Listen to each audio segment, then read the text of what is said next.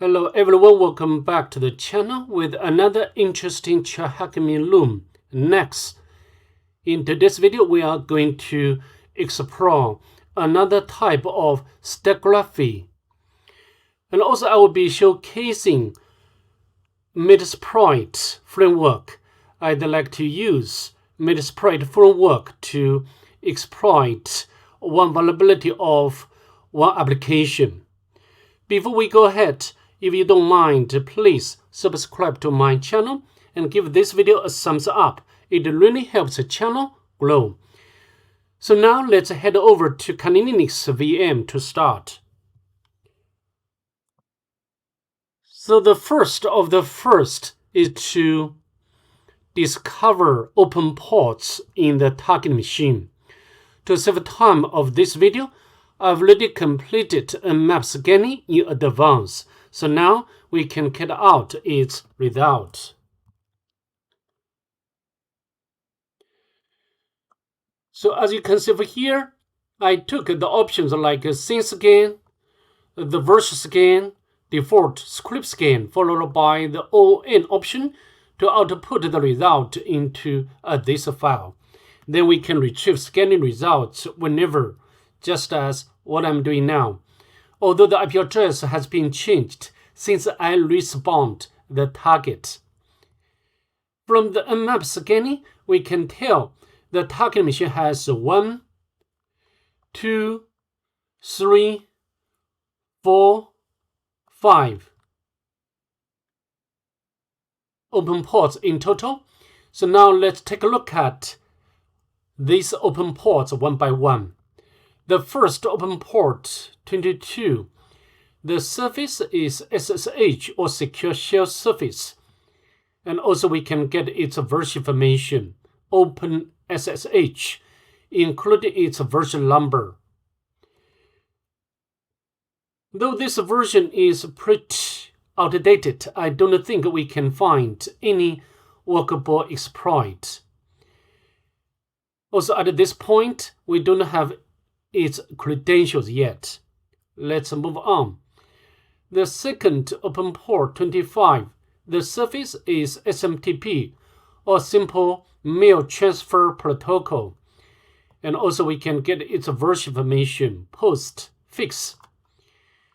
And the next one, 80. The surface is HTTP or hypertext transfer protocol. And also we can get its version information, Apache 2. And the next one is 389. The surface is LDAP, the Light Directory Access Protocol, similar to Active Directory for Windows environment. And the next one, 443, the surface is HTTPS. And also we can get its version information. And it looks like this site is running Nagios. This is one sort of CMS or application. We have already touched it a bit. Okay. So what shall we do next? At this point, we can't do very much with this surface and also this surface. So now let's enumerate the web application both manually and automatically. Oh, sorry. Before we go ahead, I'd like to make some notes. We can copy and put over here.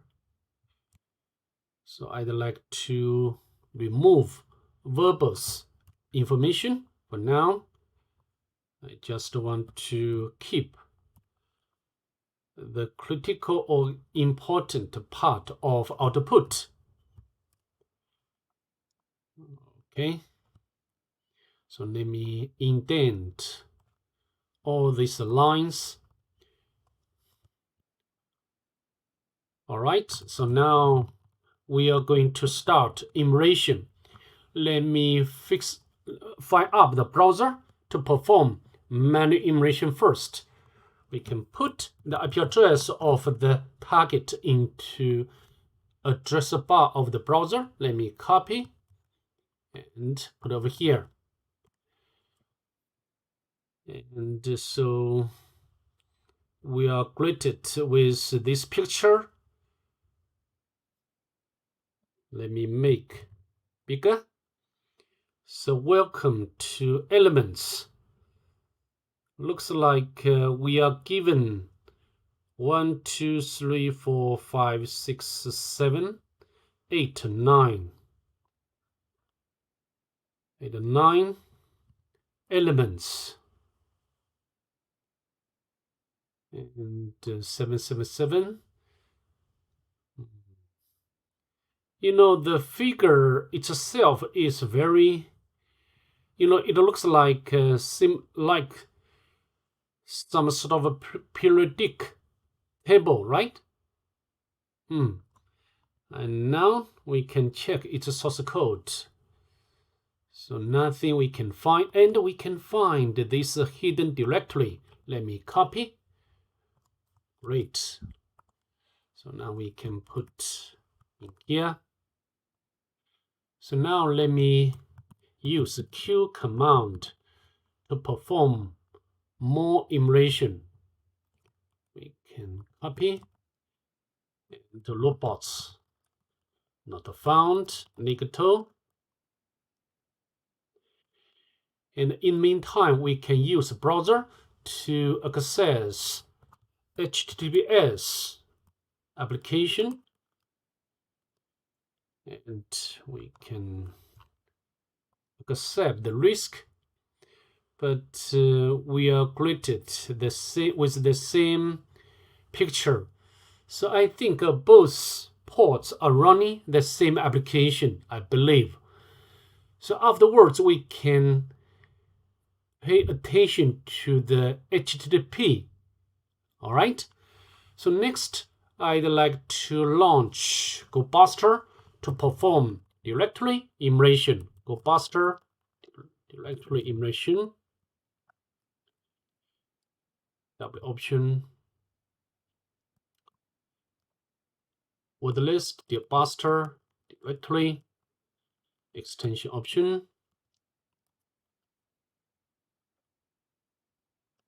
Okay. To see what we can get. So how about Nicto? It seems nothing can be found by Nicto.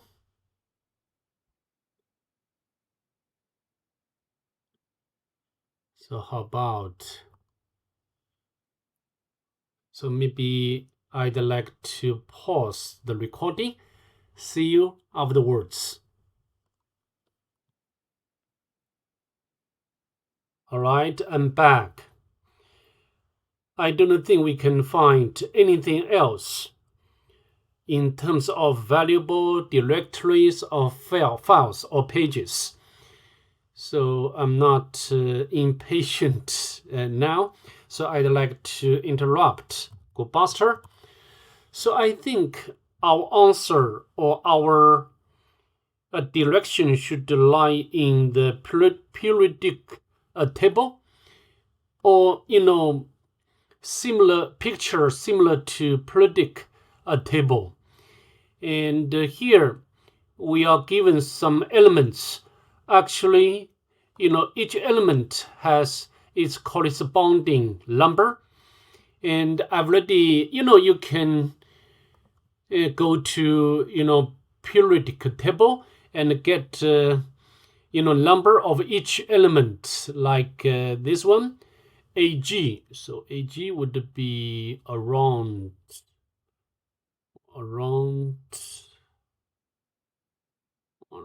AG, where?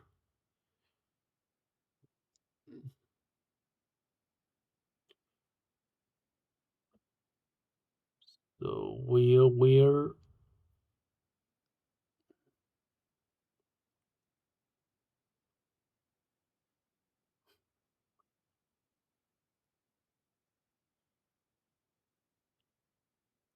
Yes, here, this one. So the number is 47.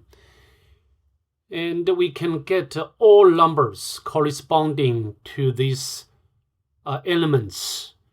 Actually, I've already made such a list of numbers.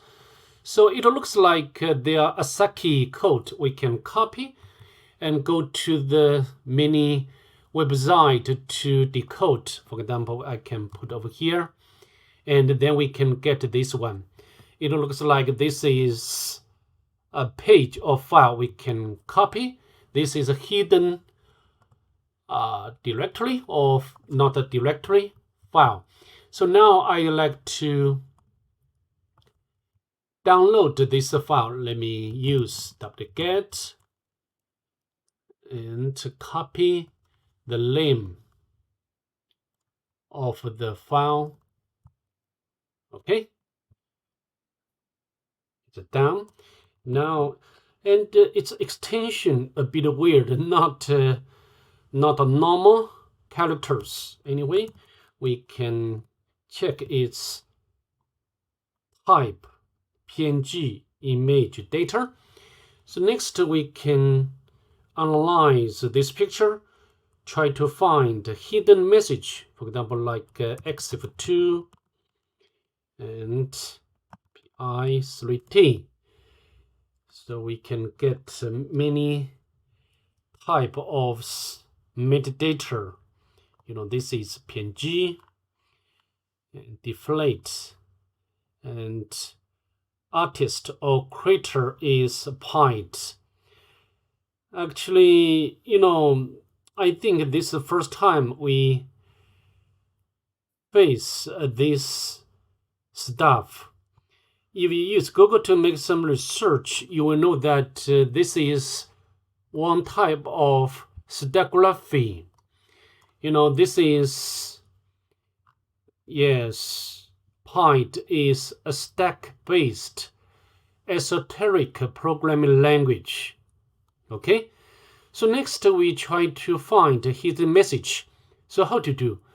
We can take advantage of this utility, Piet interpreter with built-in PNG decoder. You need to install the cargo. This is a package manager first, and then run this command to install the Piet this interpreter. This interpreter can interpret this sort of stuff written in this language. Okay, so now I've already installed in advance. So now I can launch Piet. Oh no, we need to, I installed in my home directory, cargo, and bin, Piet. Okay.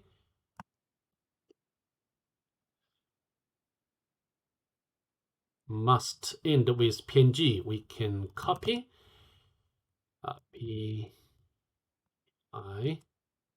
PNG, no problem. And then we can launch this command one more time, and then you can get decoded data.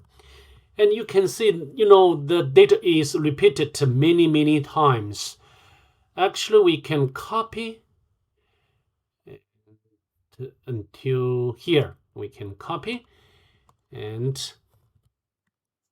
so the first part should be, just now we have already found this directory, right? Actually, this is the directory where it's running this Nagios application. Let me copy,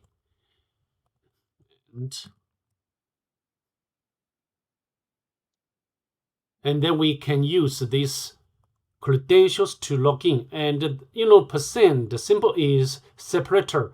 So this is username and password. Let me copy.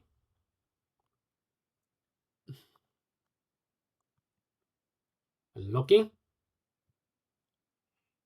So now we have already got access to the Nagios application. If it's not difficult to support the version information, and we can get the exact version number. So next we can launch such a sprite, Nagios, and then you can know that this version has exploit even Metasploit framework has corresponding module. Yes, this one. So let me launch Metasploit console.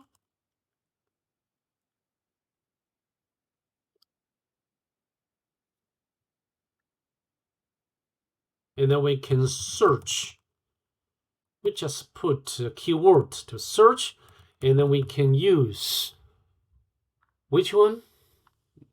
Yes, I think it should be this one. We can copy. This is remote code execution vulnerability. We can copy.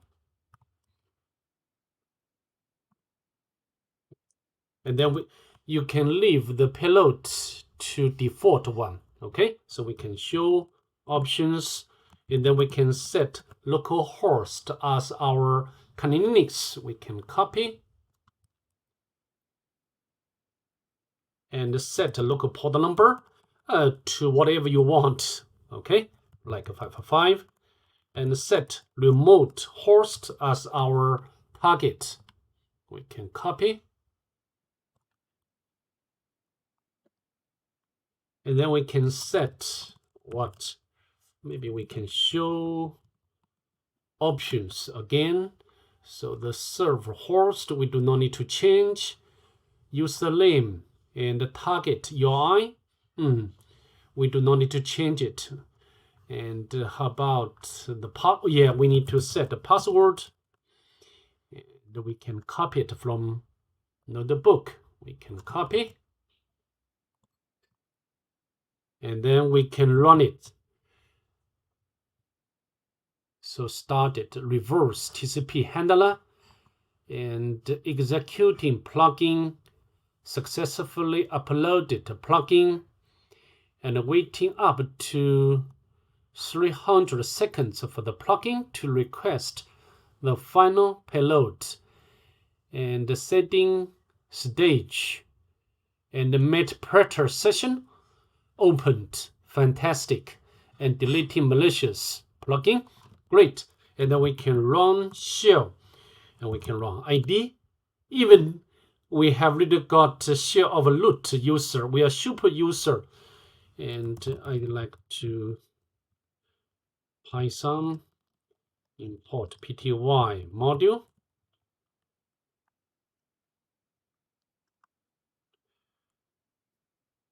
Okay, so then we can go to root directory to grab the final or root flag. And also we can go to home directory if you want to. You can get the user flag. Okay, so I think up to this point we have really completed the room and got root shell. With that being said, that's pretty much it. I'd like to see you in the next one. Bye. Have a good day. Peace.